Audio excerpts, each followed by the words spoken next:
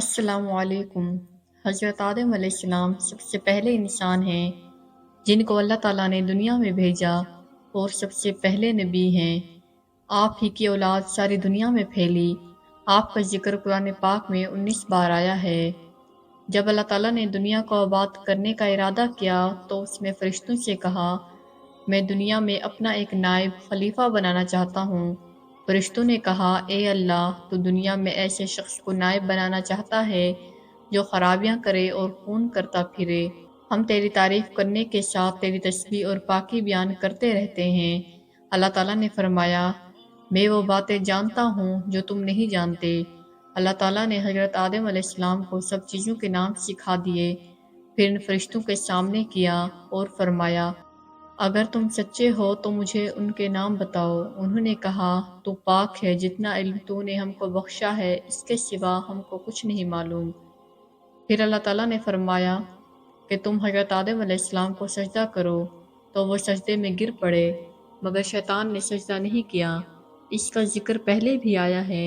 اللہ تعالیٰ نے حضرت آدم علیہ السلام سے کہا، تم اور تمہاری بیوی جنت میں رہو اور جہاں سے چاہو کھاؤ پیو، مگر ایک خاص درخت کے متعلق حضرت آدم علیہ السلام کو منع کر دیا کہ اس کے قریب بھی نہ جانا، ورنہ تم بھی ظالموں میں سے ہو جاؤ گے۔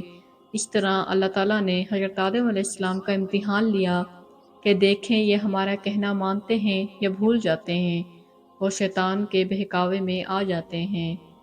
شیطان جو پہلے ہی حضرت آدم علیہ السلام سے ناراض تھا، ان کی وجہ سے وہ خدا تعالیٰ کے دربار سے نکلا اور اللہ تعالیٰ کی لعنت اس پر ہوئی۔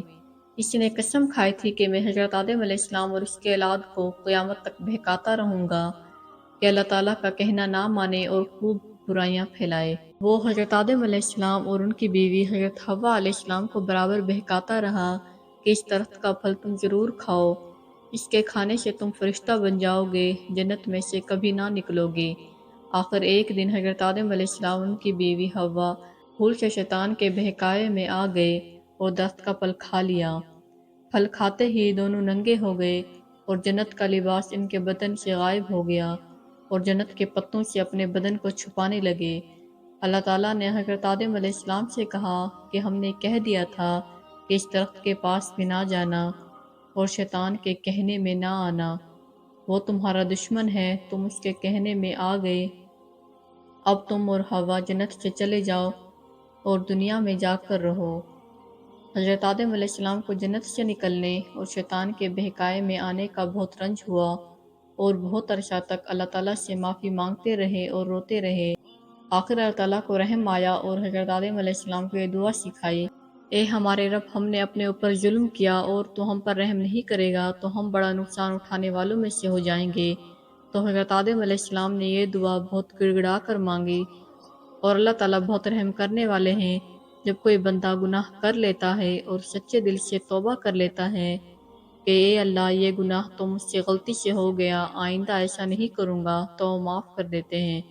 چنانچہ حضرت آدم علیہ السلام کو بھی اللہ تعالیٰ نے معاف کر دیا اور پھر کہا، تم اور تمہارے اولاد دنیا میں رہو اور یہ بات یاد رکھو کہ جب میری طرف سے کوئی نبی صلی اللہ علیہ وآلہ وسلم میری ہدایت لے کر تمہارے پاس آئے تو تم اس کا کہنا ماننا۔ جو میرے بھیجے ہوئے نبیوں کا کہنا مانے گا اس کو پھر نہ کوئی خوف ہوگا اور نہ غم ہوگا، اور جو لوگ میرے نبیوں کی بات نہیں مانیں گے اور ہماری آیتوں کو جھٹلائیں گے وہ دوزخ میں جائیں گے۔